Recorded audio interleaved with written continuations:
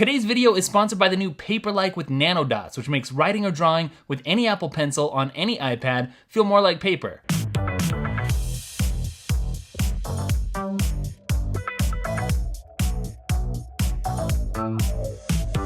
Hey, it's Chris. Another day, another iPad Pro accessories video, except this one is gonna be extra awesome because I got some really great finds here. I'm gonna start off with a new stylus that's more than meets the eye. This is the Apple Pencil version 2.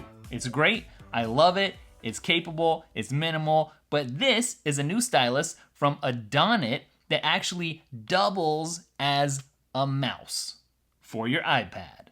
Seriously. So here's what this looks like. You got your end that you write with, and then over here, you actually have a sensor that's gonna act as your mouse sensor. I'll show you how that works in a second. You got a place to charge it right here. Over here, you have a mode indicator button, a status light that can turn blue or green depending on what mode you're in. Then you have a couple of buttons here. This is your power button, and it's gonna let you switch to tablet mode. And then over here, you have a mouse button, which is really awesome. Not only can you use that as a scroll wheel, but it also doubles as your left and right mouse buttons. So let's just test out the tablet mode first and see how it works as an actual stylus to write with, and then we'll get to the mouse because I know that's the exciting part. But let's open up notes here, and let's just say, hey, it's Chris. What else did you expect, you know? So, this writes okay. It's really light, and this has a little more heft to it. It's a little weightier, and I like that about the Apple Pencil. But this is nice. One thing I noticed though is that it doesn't have the sensor that allows you to tilt and actually shade like you would a pencil. It always remains just this one stroke. And then of course, because you have these physical buttons here that allow you to do some things that the Apple Pencil can't, you don't have that capacitive touch sensor, so you can't double tap to quickly access the eraser, for instance. Okay, so I'm gonna switch into mouse mode by tapping on the top mouse button. Oh, I think I've been using this wrong. I thought you laid it flat. You actually use it like this. Oh, whoa, that is game changing. Okay, so let's try this again. Oh, wow, okay, so I'm scrolling. So it does have the built-in magnet so you can store it on your iPad, but I don't think you can charge it that way. That's not as convenient as the Apple Pencil. But it says that as a stylus, you're gonna get 10 hours of use, and as a mouse, you're gonna get 5 hours of use. So it may be something that you almost need to charge every day, depending on what you do. I'm actually finding that holding it like this is more precise for moving the cursor around, but it's not as easy to scroll with your finger. So clicking works really well still. If you click on something to launch it, here's how I edit Apple Hype in Squarespace there, which is not a sponsor. And then you can right click. So this is cool. This is unlike anything that I've seen out there. Because look, if you're a mobile iPad Pro user, you don't want to pack up a bunch of bulk every time you're going to the coffee shop or to a meeting or to class. And something like the Logitech MX Master, that is going to take up a lot more room in your bag than this. All right, so let's switch back. So switch back, you click the power button, and now I'm able to scroll around like this. So really, it functions more or less like a finger. But yeah, I feel like this really isn't for the artists out there. If you're gonna be doing any kind of art, then you're gonna be stuck with one, stroke width for your ink. And that's just too bad. I enjoy writing with this. This feels like more of a professional, more precise tool. It's more convenient to be able to charge and keep it here so you don't lose it all at the same time. I could see certain people really liking this. There's something to it. I think there is somebody out there who would really, really like this, and you probably know who you are. So again, I'm gonna link it up down below if you need to do a little research. All right, this is the next item I got for you guys. You might be wondering, what the heck is that? Well, it's a keyboard case with a trackpad that costs less than $100 that I've gotten a lot of requests from people to review, to check out. What's so special about it? Well, basically, it's kind of got that laptop feel to it. So if you stick your iPad in here, it's kind of like the Bridge keyboard in that way. It looks very much like a laptop would look. You still kind of end up with that same laptop range of motion. You can stick your Apple Pencil up here in the holder. That's very convenient. But more importantly, it has an RGB backlit keyboard.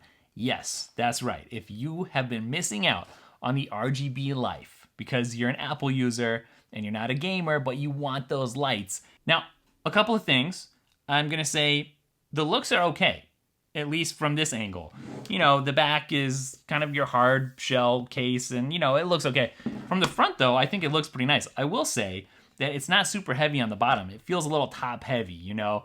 It feels like this could almost flip over if you're not careful. I was playing around with this a little bit before this video started, and I gotta tell you, the trackpad isn't amazing. It's nothing like the iPad Pro's Magic Keyboard, the official keyboard, and it's also nothing like the Logitech. You know, the Logitech's nowhere near as nice as the Magic Keyboard, and this is nowhere near as nice as the Logitech, so that should tell you a little bit right there. Still, it is usable. I mean, you wanna get work done, you can do it with this. Also, I have tap to click enabled, but let me come in here and do some typing. So I'm gonna write a little story for you guys right on the spot.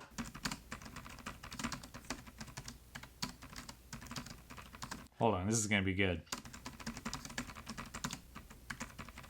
Once upon a time, there was an IT director, and he hated his job. So what did he do? He started a blog in his free time. That blog was called Daily Tech. One day, Google updated its search engine algorithm, and Daily Tech's traffic all but disappeared. So what did the IT director turned blogger do? He started a YouTube channel with the same name. And that's the same YouTube channel that you're watching right now. Award-winning, I realize. Here's the thing.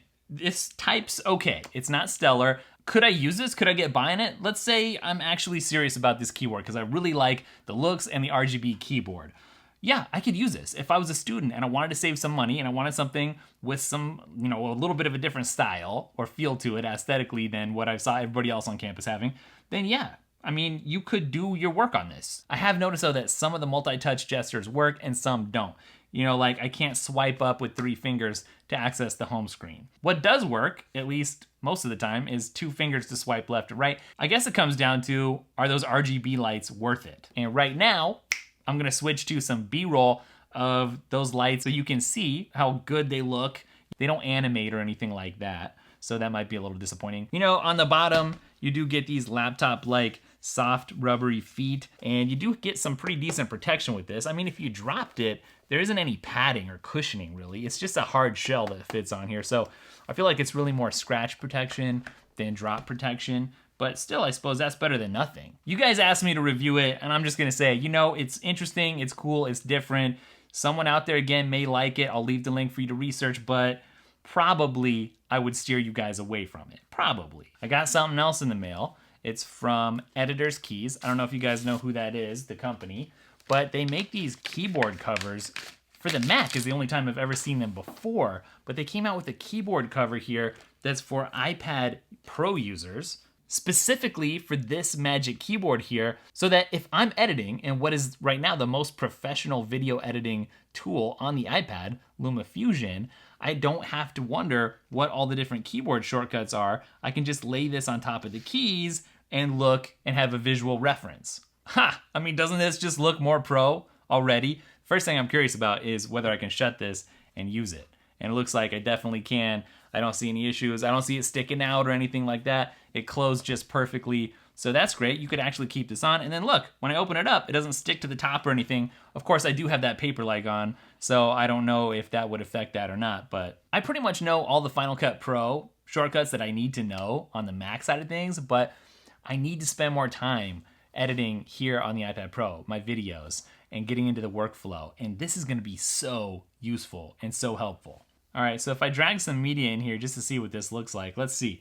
I don't know how to cut in LumaFusion because it's been a while since I used it, but I see right here, B for blade. I guess that makes sense. Cut.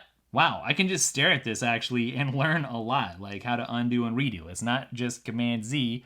Oh, I didn't realize that J, K, and L control the playback. If you're into video editing on the iPad and you're just getting into it, you're a beginner, or even if you're a pro, you know, sometimes even in Final Cut, which I'm really well versed in on the Mac, I just forget things. You know, if there's that one function that you haven't used in like 3.5 months and you know it exists, but you don't remember how to get it, and then you go and you Google how to do whatever. Well, this could save you a lot of time even if you're a pro, you know, and you know how to do stuff too. All right, well, the next thing I gotta show you guys is this. This is a mic. It's called the Mic Plus, and it's from a company called Apogee, who makes really high quality professional microphones. This is a microphone for your mobile content creator. And I'm going to consider you a mobile content creator if you're using an iPhone, if you're using an iPad as your main creation device. I just had somebody ask me just the other day, hey, can you make a video about how to podcast with your iPad? Well, this is a big piece of that puzzle. This particular mic is perfect for podcasting on your iPad. It comes with a number of different cables. So right now I have the USB-C version, which is going to plug into my iPad Pro. But if you have a different type of connector, if you're going to plug this into your iPhone, which you can do, there's a lightning connector, so it's really set up for whoever you are. But this is a cardioid pattern mic, which means it's going to pick up stuff over here in this general direction. So if you got a noisy cat or dog barking over there, a room over, and you don't want that to show up in your music or your podcast or whatever you're recording, then this is a great option. All right, so here's what it looks like when it's set up next to the iPad Pro. And I guess I would angle this over here if I wanted that to actually face towards me. And then what I'm gonna do is open up Ferrite Pro, which is an amazing app for recording audio. All right, let's do a little test here, okay? Hey, it's Chris, and welcome to my iPad Pro video microphone test with the Apogee Mic Plus. What do you guys think of the audio? I like the controls that I get here. There's a button if I want to quickly change how this is working. There's a button where I can dial up or down different settings. And what's really cool, I'm gonna mess up my hair doing this, is I can plug in some headphones with a real live headphone jack, which I don't have on the iPad Pro anymore by default. All right, test. All right, so what I love about this is that it has this dial on the front where I can crank it up or crank it down. I can see in Ferrite Pro, let me crank this up a little bit. Test. It turned red. That's because it started clipping the audio. So I can turn that down and dial it in for the perfect sound. This is a small mic, which is good because in a way, it's more portable. If you're a musician, you're going to pack up and go do something and take your iPad and take this, it might as well be as portable as possible, right? Or if you're a podcaster, you're going to set up and interview somebody and you're going to have them here and you're going to be here and this is going to capture you both, then yeah, you need something that's a little bit small. Also, it stays out of the way. It's not blocking the camera. Something like this, you bring that into the picture and this is big. It's going to be blocking, certain camera angles or something. It depends how you're going to do it. But this being nice and compact and having such a rich, nice, good sound for like $130, I think is what it retails for, this is professional. Now, you also could get this for a work from home Zoom upgrade as well. So if you're still doing a bunch of Zoom meetings with people, maybe it's for class, maybe it is for work, and you want to upgrade how you sound and how you present yourself to people, then this could also be a super solid work from home upgrade. Now, guess what? If you are working from home, I got something else for you guys. This is a special work from home bundle from Lytra, which makes some camera lights that you can use for lighting in your videos or photos. And it's really built for mobile photography or mobile videography. But what they did is they said, let's create a package that has a built-in kickstand here, a tripod, so that people can set this up next to their iPad or next to their Mac and better light themselves for their conferences, for their videos. You can probably tell that it does make a difference on your face. Lighting is absolutely key. If you have bad lighting or bad audio, then whatever it is that you're creating is going to be noticeably worse. Let's say you want to do a video podcast, right? That's becoming all the rage. And by the way, unashamed plug here, you can check out the Daily Tag After Party, which is a video podcast for this channel. Comes out every Friday, but that's neither here nor there. Then you're going to want to do a few things. Number one, have a good, crispy camera to work with. And that could honestly just be your iPhone or your iPad, right? Number two, you want really good audio. And how do you do that if you just have an iPad? You can use the internal microphones, which are very nice, actually. They sound very good. I think in order, I like the mics on the 16-inch MacBook Pro and then the mics on this/the new iMac. But they're good, but they're not as good as an external mic. So that's a huge, huge boost to your professionalism. And the other thing that you need is really good lighting, because lighting makes a big difference. A lot of people forget about one of these elements. These are the tools for the iPad Pro that can help you take your creativity to the next level. If you own an Apple Pencil or are looking to get one soon, then check out today's sponsor, Paperlike with nanodots, which is an accessory that makes it feel and sound more like you're using real paper when you're working with an Apple Pencil. One of my favorite things about Paperlike with nanodots is that it's much clearer to watch movies and view content even when you're not drawing or writing. But of course, Paperlike actually gives you more control when you are writing or drawing thanks to the paper-like resistance that it offers. And yeah, it really makes a difference. Plus, it reduces glare and fingerprints, and who wouldn't want that? When you place your order for Paperlike with nanodots, you'll get 2 Paperlike covers plus application accessories, along with free worldwide shipping and a 100% satisfaction guarantee. You can get your own Paperlike with nanodots using the link down in the description. All right, that's gonna do it for this video. I hope you guys liked it and found it useful. I will link all this stuff up down in the description, so you can go check it out, do your own research, and see if there's anything worth buying.